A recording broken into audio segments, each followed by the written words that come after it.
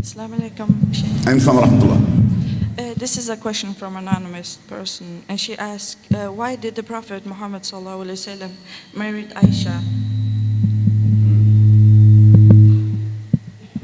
I'm sorry. The question. No. It's more. It's more. Why did the Prophet Muhammad sallallahu alaihi wasallam married Aisha at the age of 9? And can one use this example to marry young girls?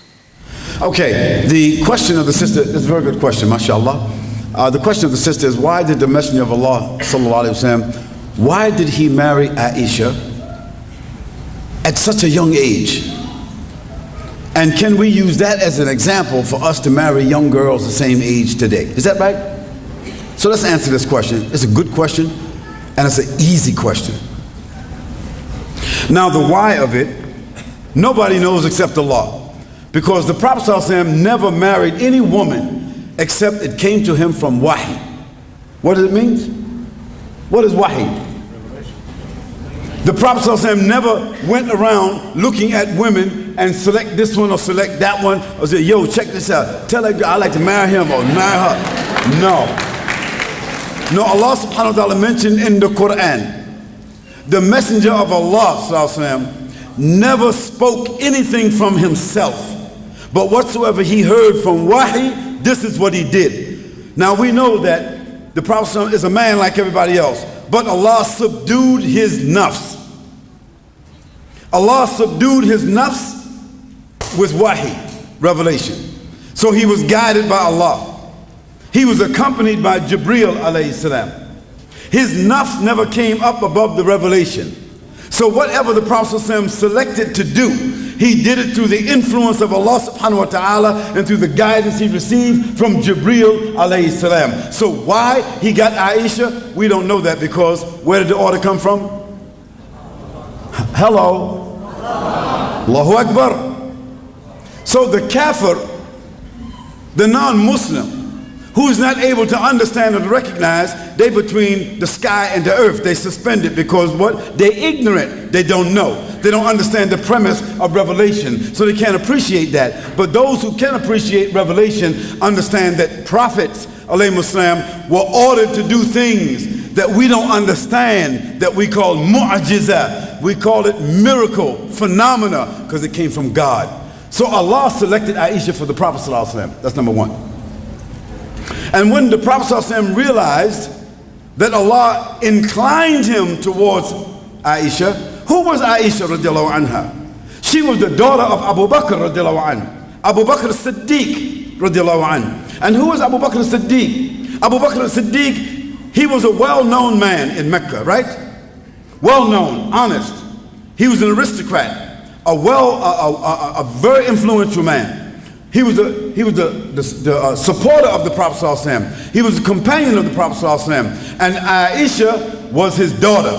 So one day the Prophet ﷺ said to him, from the inclination he got from Allah subhanahu wa ta'ala, he says, Abu Bakr, he says, do you love me? Abu Bakr said, Ya Rasulullah, I sacrificed my mother and my family for you. He said, then I would like to ask you for your daughter in marriage. This is very common among the Arabs. Don't think about Norway, don't think about Europe, don't think about China, don't think about America, you think about the Arabs.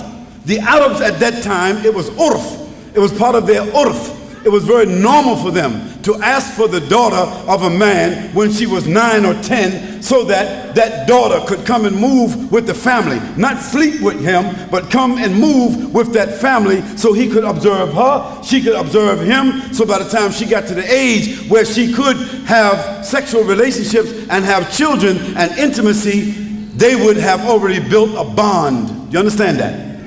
Do you understand that? So the Prophet ﷺ, he didn't sneak around someplace and get her phone number. He didn't try to meet with her somewhere. He wasn't eyeballing her. He was not desiring her. This was his best friend. And who was Abu Bakr? Abu Bakr was one of the most respectful people of Mecca, of the Quraysh. So if some crazy, foolish, ignorant, corrupt, hating people wants to call the Prophet ﷺ a pedophile, na'udhu billah, then that means that this means that the mother of Aisha, the father of Aisha, Abu Bakr radiallahu anh, and Hani, I forget his wife's name. That means they would have had to facilitate the Prophet ﷺ in being, doing a pedophile relationship. Would that be correct? Could two respectful parents, could they have been guilty of something like that? Could Allah subhanahu wa ta'ala have inspired the Prophet ﷺ, but somehow or another he fell out of inspiration and he did something like that? No, that could not be the answer. The answer had to be something different. So the Prophet ﷺ said to Abu Bakr, "Oh Abu Bakr, why don't you give me your daughter in marriage?"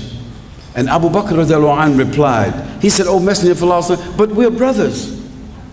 And the Prophet ﷺ said, "Yes, but we are not those kind of brothers." See, they're not brothers of the blood. They're not brothers of the same family. This means that your daughter is lawful to me. And it is within the context of what the Arab urf, that means the Arab society. What is well known to them, what is legal, what is decent, what is dignified, what is halal, what is clean. So the Prophet ﷺ could not have been asking to do something that was abnormal. It had to be something that was normal. Now let us look at the fruit that came from the tree so we can understand it. Who was Aisha radiallahu anha? She's the woman that memorized the Quran. When the Quran was revealed, when the last ayats of the Quran, the last 6,636 ayats were revealed, 3 months later, Aisha had memorized the whole Quran. Think about that. Secondly, let's look at Aisha radiallahu anha. Aisha radiallahu anha, because she lived with the Prophet ﷺ. She saw him, she understood him intimately, clearly. Her mind was bright, and she was a powerful young girl. A very aggressive young girl. Powerful, aggressive, and deep and intelligent. Memorized the whole Quran. And guess what? She was holding with her, when the Prophet ﷺ passed away, at least 2,600 ahadiths that nobody else knew. And that's why after Abu Hurairah radiallahu anha, nobody related to us more hadiths than Aisha radiallahu anha.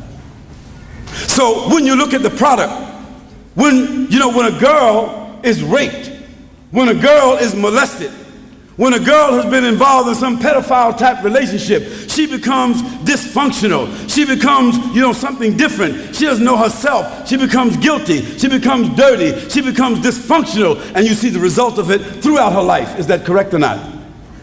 No, not our mother Aisha radiallahu anha. She was the teacher of 72 of the companions of the Prophet ﷺ and the tabi'een and the atba'a tabi'een. She was their teacher, our mother.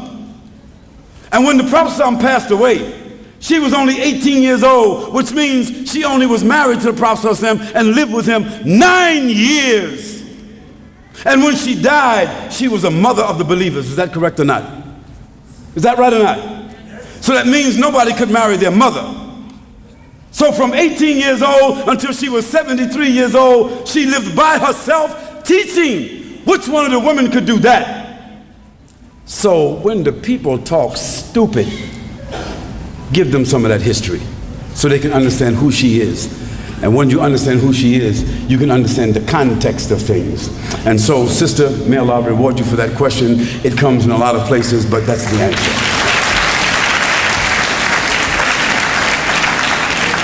And we say at the end, Allahu A'lam. Say that.